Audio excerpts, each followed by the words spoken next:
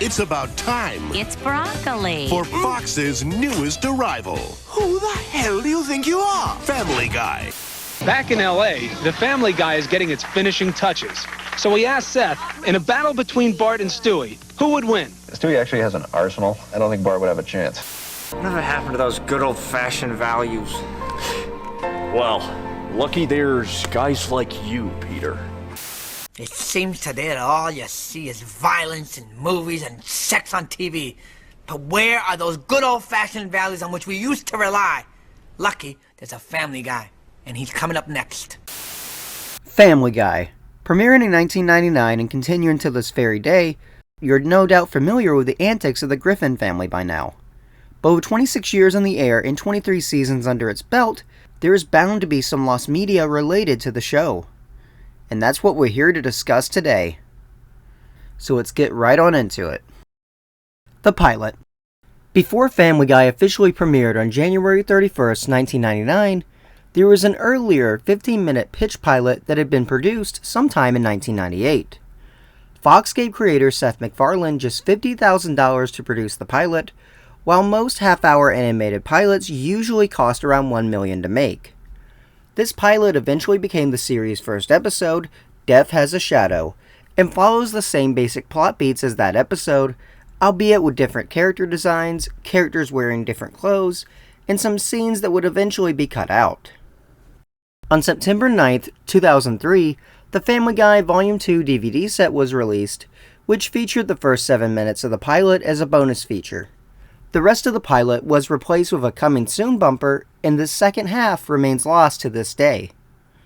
However, various pictures and clips of the rest of the pilot have surfaced online over the years. We have some lower quality images from a fan's tripod page, and a few can be found on IMDb. Some short clips of the pilot can also be seen in an interview of Seth MacFarlane. An edited image of the chicken fajitas gag from the pilot was used on the Fox Store website from 1999 to help navigate through different t-shirts. Around 2002, 7 QuickTime player clips of the pilot were uploaded on another fan's tripod site. Unfortunately, all the links for the clips are now broken and can no longer be accessed.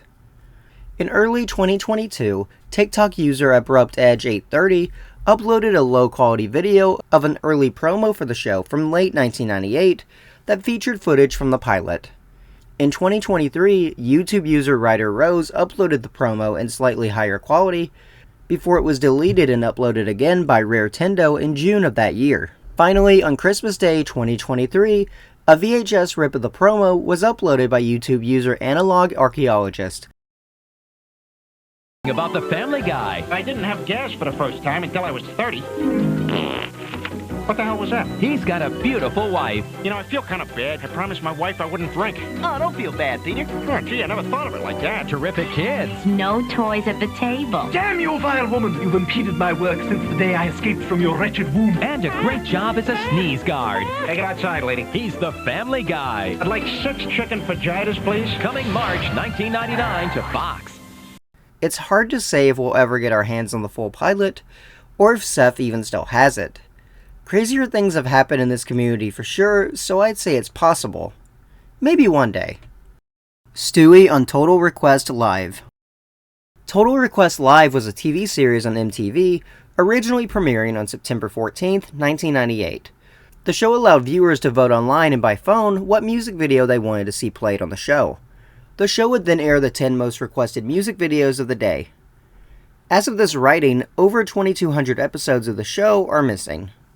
On April 23, 2004, TRL aired a special animated themed episode that featured the show's host interviewing various cartoon and video game characters like the Powerpuff Girls, Timmy, Cosmo, and Wanda from the Fairly OddParents, Sly Cooper, and Stewie from Family Guy. Stewie was interviewed by host Damien, and according to reports, Stewie would insult Britney Spears by comparing her career to his diaper, make a comment about Jessica Simpson possibly losing her leg in 5 years due to general stupidity, and ridiculing Damien to his face. It's also been reported that Peter had a call-in during the special, but it's unknown what was said on this call. Of the segments in the special, only the Fairly OddParents and Sly Cooper ones are available in their entirety. Nothing from the Powerpuff Girls segment has ever surfaced. As for the Stewie segment, we only have 2 low-quality images. Considering how much of TRL in general is lost, I don't know if this segment will be found anytime soon. But maybe someone recorded the special back in the day and has a copy? Only time will tell. Family Guy: Road to Death. I previously covered this in my video, The Lost Media We Left Behind Volume 3, but I wanted to go over it again as there is some updated information. In 2010, developer Heavy Iron Studios started development on a new Family Guy video game. Entitled Family Guy: Road to Death, the game would have been a third-person zombie shooter game. The game had a very simple but rather intriguing premise.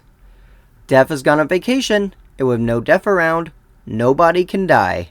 So a zombie invasion starts up in Quahog, and it's up to the Griffin family and characters like Joe and Quagmire to get Death's ass back to work. This initial concept for what would eventually evolve into the game we know as Family Guy: Back to the Multiverse took around 6 months of development. This concept featured several game modes as well as online multiplayer, and was worked on in conjunction with Fox themselves even suggesting the zombie concept. But when Seth McFarlane objected to the game's violent nature, the game was shelved. Heavy Iron Studios then started over and began work on a second iteration of the game. This incarnation of the game was very similar to the first iteration, but was heavily toned down in terms of content. This version was also rejected by McFarlane. The project was then restarted for a third and final time with a McFarlane-approved script, with the game now serving as a sequel to the fan-favorite episode Road to the Multiverse. This version of the game would finally be released on November 20th, 2012. As the original versions of the game were scrapped in favor of Back to the Multiverse, the prototypes for the Road to Death version of the game have never been released. Though we do have a large amount of concept art that was uploaded by the game's art director. We also have 2 concept trailers that were uploaded by an ex-Heavy Iron Studios employee who goes under the alias iSpeed on the 405. It was originally confirmed by iSpeed on the 405 that they had donated a prototype build of the game to the National Video Game Museum in Frisco, Texas. However, the same month I released The Lost Media We Left Behind Volume 3, Lost Media Wiki user Wesselware commented on the site's article for the game and stated that they had contacted the National Video Game Museum regarding the prototype build, who informed them that they do not in fact have the prototype. Now, it's entirely possible that the museum does have the prototype, and the employee responding to the email is just mistaken, but I'm not sure. I highly doubt iSpeed on the 405 was lying. I definitely believe that they donated the prototype. It's just the fact that we have 2 different parties telling 2 different stories. But I firmly believe that someone out there does have the prototype. As of right now, though, the search is kinda at a dead end. Samsung Doorways. In 2018, at the IFA convention in Germany, Samsung showed off Doorways, an interactive AR gaming experience powered by Google's AR Core service, which was themed to Family Guy. The Samsung phones used at the demonstration acted as a doorway to the Griffin household, with the game itself being played inside a room with yellow walls, which simulated the layout of the family's house, which players could view on the phone screen. Navigating through the house, players would have to help a hungover Peter complete various tasks given out by characters such as Lois and Stewie. These tasks would also take advantage of the phone's interactivity with other Samsung devices, like being able to see what's inside your Samsung smart fridge by looking at your Samsung TV. The future is now, folks. The game has never resurfaced since this event, although it was considered to be shown off at more locations following its debut. But this never happened. It's entirely possible that the Disney buyout of Fox in 2019 led to the cancellation of this game, but it's never been confirmed or denied. All we have for the game is a promo for the game's debut at the convention, and a video case study of the game's debut from developer BBH London. More entertainment franchises and properties were considered for Doorways due to the positive reception of the Family Guy game, but this never led anywhere either. It's been almost 7 years since the event happened, and at this rate, I highly doubt this game will ever be officially released. However, due to the special area you had to play the game in, it's highly likely it was only ever meant as a tech demo of Samsung technology and nothing more. But I guess we'll never know. White Castle ads. In June of 2008, fast food chain White Castle partnered with Fox to use the Family Guy characters, namely Stewie and Brian, in radio ads for the restaurant, along with posters adorning the walls of the restaurant and cups featuring the characters being given away. The advertising campaign was framed like one of the popular Road 2 episodes of the series, which often featured Brian and Stewie going on an adventure outside of their quaint town of Quahog, Rhode Island. The cups and posters featured the slogan, "When the crave calls, gotta get to the castle," and had images of Brian and Stewie riding on camels, flying in planes, and even hitchhiking. However, the radio ads have never surfaced, and with this campaign being so obscure in the first place, there's no telling how many there might have been. We're not even quite sure how long the campaign lasted. Due to the nature of radio ads that often play just once or maybe a few times and then never again, who knows if we'll ever hear these. Titan comic book. In April of 2011, it was announced that Titan Comics would be releasing the first issue of a Family Guy comic book on July 27th of that year. The book was set to be illustrated by S.L. Gallant and Anthony Williams, and edited by Steve White. Subscriptions were also made available ahead of the release date, where you could get 12 issues of the comic for $35.95. In an article with Toledo Blade in June of that year, editor Steve White shared a bit of info about the comic. The Family Guy universe is an amazing wellspring of ideas to ponder. It's given us a lot of latitude to develop stories, ranging from one-page gag strips to more extended full-length scripts, and pretty much anything in between. We're even looking at recurring one-pagers. But as I said, really, the world is our oyster here, he said at the time. Each issue is planned to have, on average, around 3 stories. A main story, a shorter story, and a gag strip. However, the July release date came and went, and the comic never came out. To this day, it's never been released. But what we do have is 3 separate covers for the comics. The main cover for issue 1 I've been showing throughout this section, as well as this alternate cover for the first issue. We also have this cover for issue 2, featuring Peter and Ernie the Giant Chicken. So this makes me believe that the comic had at least 2 issues completed. It's totally possible that Titan Comics still has the comic in their archives, but for now, all we have are these covers. Family Guy Online. Family Guy Online was an MMORPG based on the show. It launched via public beta on April 17th, 2012. Players would create their own character using the Griffin family as a template.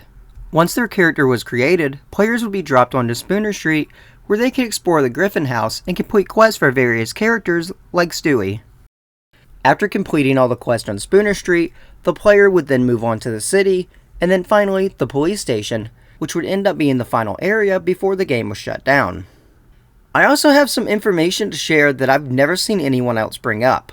One of the quests in the game would eventually lead you to a fight against Peter himself at the construction yard, as evidenced by this crappy photo I took of the game during the beta period. You can also see that my character is wearing a jacket from the game's tie-in for the forgotten Ben Stiller movie, The Watch. I'm unaware if the game did tie-ins with other movies, but I do seem to remember some sort of TED item, though I didn't have it, and I can't remember what it was exactly.